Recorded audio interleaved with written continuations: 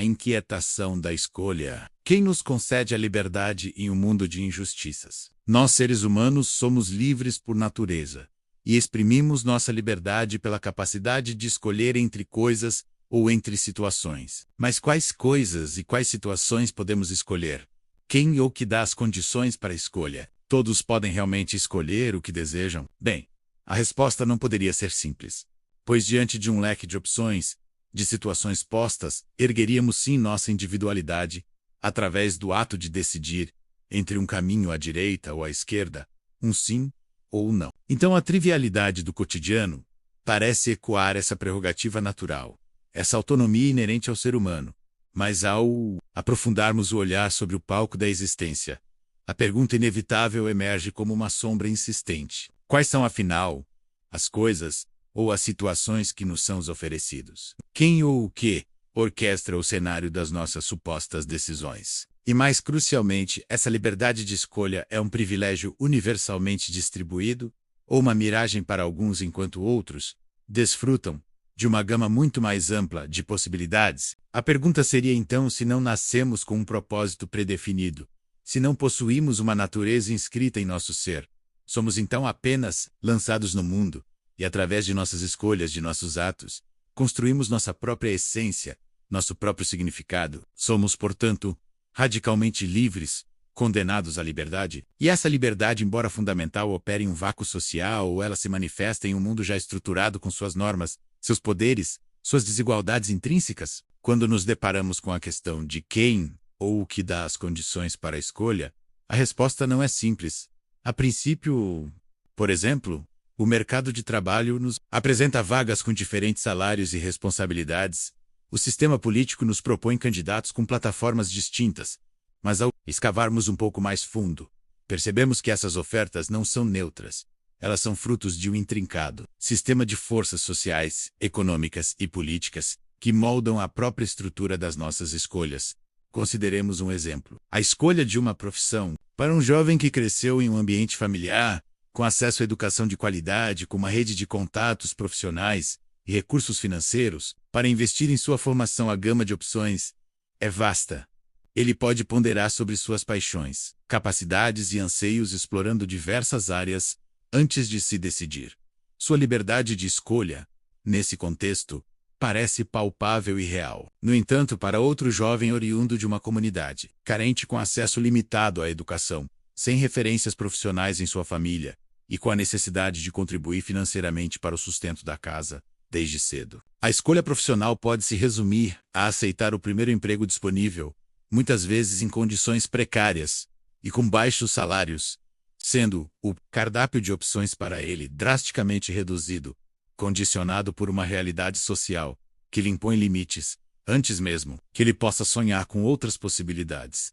Assim, a atitude deste jovem economicamente carente poderá ser de negar a própria liberdade e responsabilidade, buscando refúgio em determinismos externos, com a tendência de culpar as circunstâncias, o destino ou a própria natureza humana pelas escolhas que fez, aceitando sua situação como um fato imutável, sem reconhecer as estruturas de injustiça social que contribuíram para essa limitação. Em vez de assumir a responsabilidade pelas suas escolhas, então se a própria estrutura da sociedade, com suas desigualdades gritantes, atua como um filtro implacável sobre as nossas escolhas, onde o acesso à saúde, à educação, à cultura e ao lazer, elementos fundamentais para o desenvolvimento pleno do indivíduo, não é distribuído de forma equitativa, onde aqueles que nascem em contextos de maior vulnerabilidade social já partem com um fardo de limitações que restringem severamente o seu campo de ação, consequentemente, a sua liberdade de escolha. O indivíduo torna-se refém das nuances e complexidades sociais. Pensemos, na saúde, uma pessoa com acesso a um bom plano de saúde pode escolher entre diversos especialistas, realizar exames preventivos, buscar tratamentos de ponta. Já outra, dependente do sistema público, muitas vezes precário e sobrecarregado, pode ter que esperar meses por uma consulta, enfrentar a falta de medicamentos e conviver com a angústia de não ter suas necessidades básicas atendidas. Portanto, a liberdade de escolha em relação ao próprio corpo e bem-estar é, nesse caso, profundamente desigual. Inclusive, a literatura frequentemente nos oferece retratos pungentes dessas disparidades. Em O Cortiço de Aloísio Azevedo, acompanhamos a vida de personagens marginalizados, cujas escolhas são quase sempre ditadas pela necessidade de sobrevivência em um ambiente de exploração e miséria. Suas liberdades são circunscritas à busca por um mínimo de dignidade em meio a condições adversas, pois estão expostos à brutalidade das desigualdades sociais, onde as escolhas são constantemente cerceadas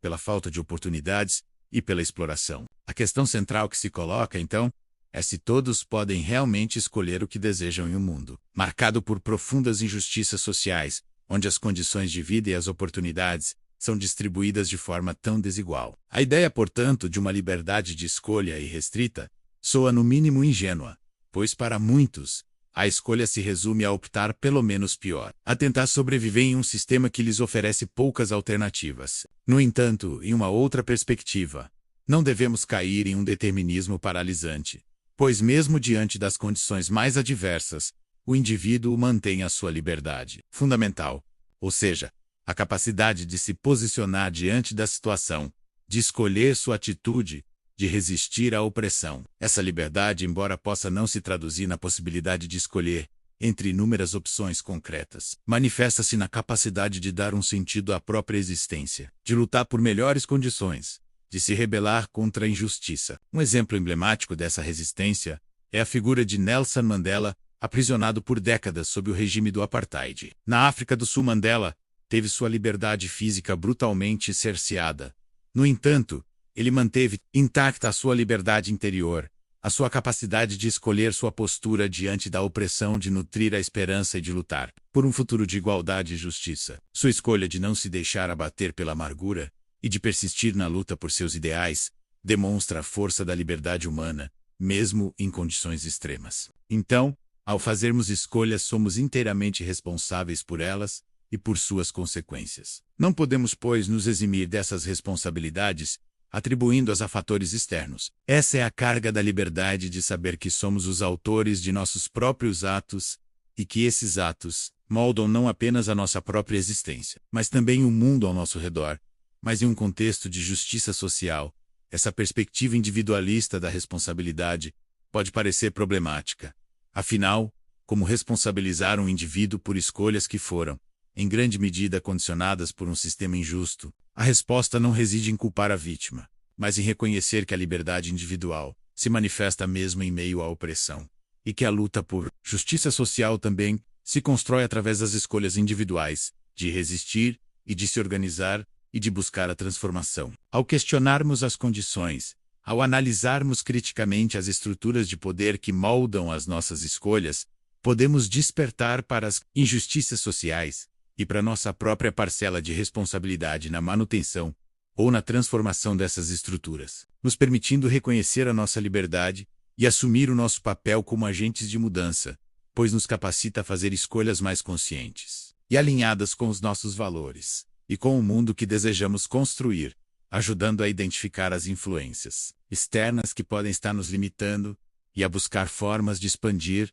o nosso horizonte de possibilidades. Ao reconhecermos a nossa própria liberdade, mesmo diante das adversidades, podemos nos tornar mais resilientes, mais criativos e mais capazes de superar os obstáculos que se apresentam em nosso caminho e, portanto, contribuirmos na construção de uma sociedade mais justa e equitativa, questionando as desigualdades, buscando compreender as diferentes perspectivas, desenvolvendo a empatia e a solidariedade, que são os pilares da justiça social. A crítica sobre as leis, das políticas públicas e das práticas sociais que nos permitem identificar as injustiças e propor soluções que beneficiem a todos e não apenas a uma parcela privilegiada da sociedade.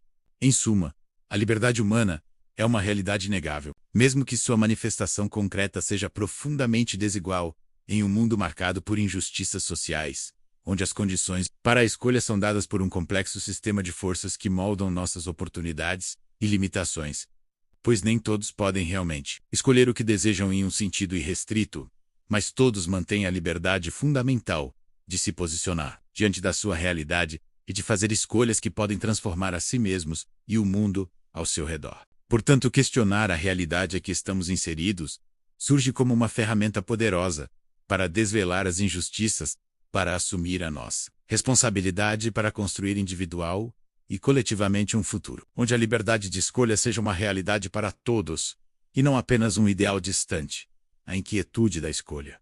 Portanto, não deve nos paralisar, mas sim nos impulsionar a uma constante busca por um mundo mais livre e justo, pois a liberdade reside na capacidade humana de escolher o melhor para todos.